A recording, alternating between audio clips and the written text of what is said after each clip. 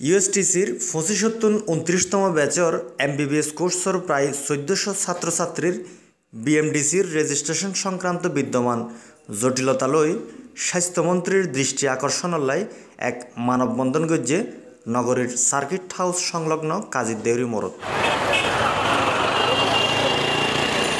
পরে আন্দোলনরত ছাত্রছাত্রীসকলের উগ্র টিম সার্কিট হাউসত স্বাস্থ্যমন্ত্রীর হাতে স্মারকলিপি দিতে গেলে উপস্থিত মেট্রোপলিটন পুলিশের কর্মকর্তাল মন্ত্রী মহোদয়ের হাতে স্মারকলিপি পৌঁছাই দিব আর ওনারে অবহিত করিবার আশ্বাসে ছাত্রছাত্রীসকলরে ফিরে দেয়।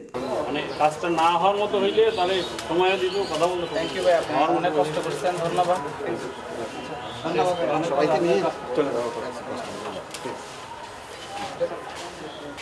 মন্ত্রী আনারা আশ্বাস দিয়ে দেয় আর এই যে ঝামেলা কেন চলে আর গত এক মাস ধরে আড়াল অথরিটি আড়াল রেজিস্ট্রেশন ঝামেলা কেন চলে মন্ত্রী আশ্বাস দিয়ে দিয়ে সমাধান তারা করে দিব। আর হালি মিটিং আছে, মিটিং অথরিটির লোক মিটিং আছে, মিটিংয়ে আর আশা করি তো ভালো ফলাফল আসবো। আর 5 বছরের যে আড়াতে গত 5 বছরের আর রেজিস্ট্রেশন যে আর রেজিস্ট্রেশন তারা কোনোদিন ডাক্তার করতে পারছি না, এবার তারা কেন আড়াল সলিউশন দিব।